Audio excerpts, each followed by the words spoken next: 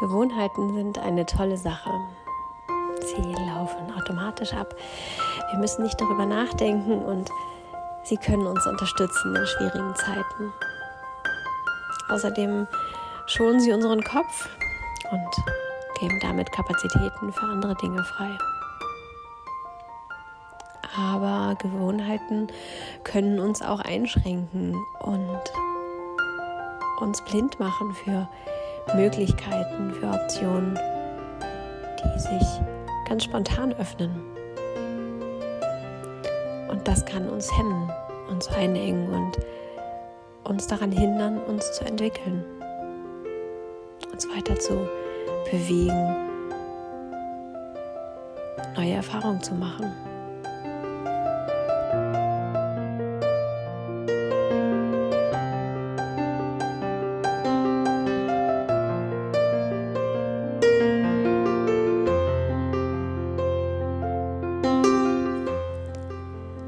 Um das erkennen zu können und die Möglichkeit zu haben, Gewohnheiten zu durchbrechen, müssen wir entschleunigen, um die Möglichkeit wahrzunehmen und festzustellen, auf welche Weise wir die Gewohnheit durchbrechen wollen, was wir stattdessen tun mögen.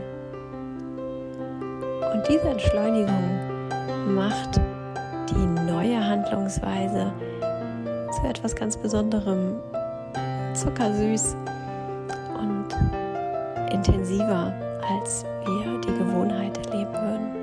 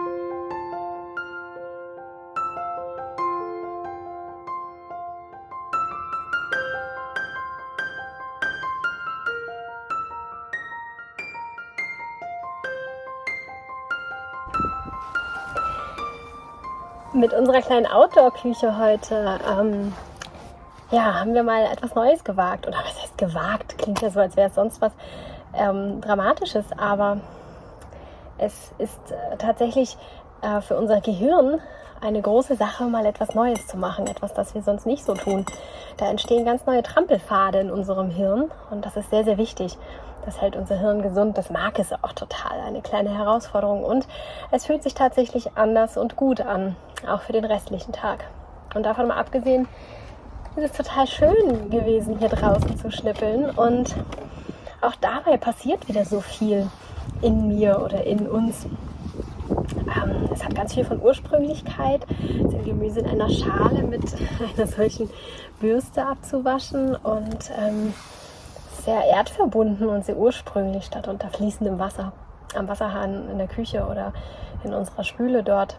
Und das ist sehr schön, die Sonne und die Natur zu spüren, während wir Naturwaren, also Obst und Gemüse, das aus der Erde kommt, zubereiten. Keine hochverarbeiteten Lebensmittel, sondern so das, wie die Erde es uns gibt, haben wir verarbeitet und dabei auf dem Boden sitzend, auf dem blanken Boden, also ein kleines Kissen dazwischen, aber nicht groß ausgelegt mit irgendwas, nicht auf Stühlen, sondern wirklich ganz erdverbunden, geerdet, unser fast nur Wurzelgemüse oder Erdgemüse zu verarbeiten. Irgendwie total toll. Ich bin noch sehr beseelt davon und freue mich jetzt sehr darauf, das nachher essen zu dürfen und bin mal gespannt, ob man da auch wieder einen Unterschied spürt. Ich kann es euch auf jeden Fall ans Herz legen. Es ist auch immer eine kleine Herausforderung, die Normen wieder abzulegen. Denn natürlich kommen einem da Gedanken auf, wie ist das jetzt hygienisch und ist das in Ordnung, wenn wir das jetzt hier tun und sollten wir uns nicht noch irgendwas drunter legen. Gerade in der heutigen Zeit, wo die ganzen sterilen Küchen und Hochglanzküchen, in denen da die Nahrung zubereitet wird, uns immer mehr gezeigt wird, ist das schon etwas Spannendes, das so zu erleben selber, aber auch natürlich das auch so nach außen zu präsentieren und mit euch zu teilen. Das ist wieder nur etwas, da steht unser Kopf uns im Weg. Das ist auch sehr spannend, sich damit auseinanderzusetzen, mit sich selbst, mit seinem Kopf, sich zu fragen, wo sind eigentlich meine ganz eigenen Standards? Ist das in Ordnung für mich? Auch wenn es vielleicht für andere und für euch nicht in Ordnung ist, ist es das für mich? Und dahinter zu stehen, ist auch sehr spannend. Also ja, eine kleine Herausforderung, ein spannendes Erlebnis irgendwie. So ein ganz simples Zubereiten außerhalb.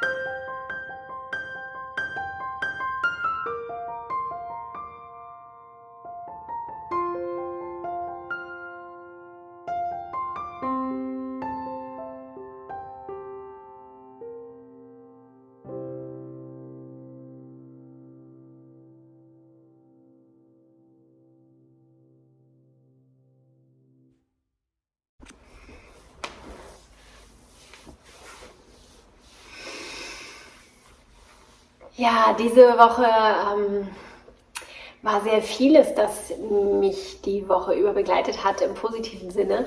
Und ich habe eine ganze Weile darüber nachgedacht, was davon jetzt am deutlichsten war oder was mir die meiste Freude bereitet hat. Und ich finde es wirklich sehr, sehr schwer. Ich kann es gar nicht so ganz genau sagen.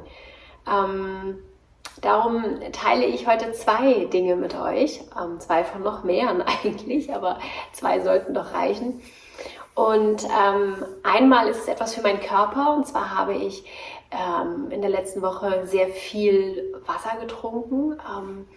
Ich habe in der letzten Zeit so ein bisschen nachgelassen und bin ein bisschen schludrig geworden und habe das jetzt wieder aufleben lassen und wirklich sehr viel getrunken. Und das hat mir sehr gut getan.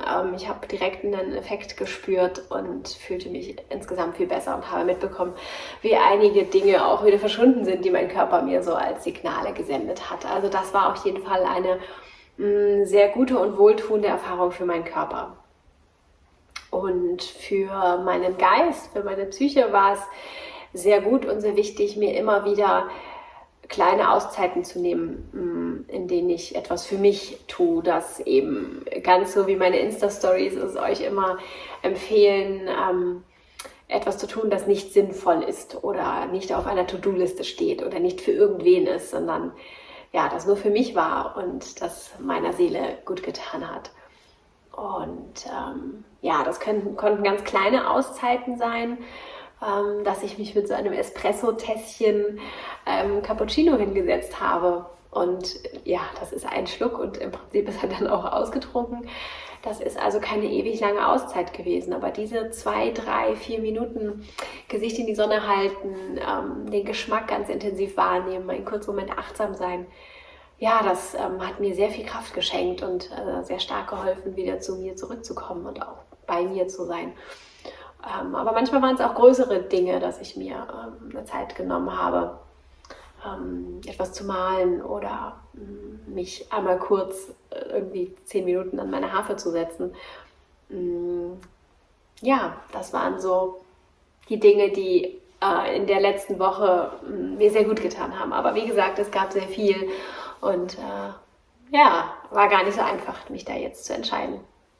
Aber wie immer würde ich mich total freuen, wenn du das auch mit mir teilen magst oder mit uns und wir hier so einen Pool an positiven Dingen erschaffen können und alle unseren Fokus auf das Gute und Positive lenken. Die Welt ist verrückt da draußen und wird gefühlt immer verrückter und daran kann man untergehen oder man nimmt es wahr, akzeptiert es, ignoriert es und verleugnet es nicht, aber fokussiert sich trotzdem auf die guten Dinge, die immer noch passieren. Und Punkt. Genug des Redens. Also, habt eine tolle Woche. Wir sehen uns im nächsten Video wieder oder bei Instagram. Besucht mich, schreibt mich an, lasst mich wissen, was ihr denkt und macht das ganz gut. Ciao.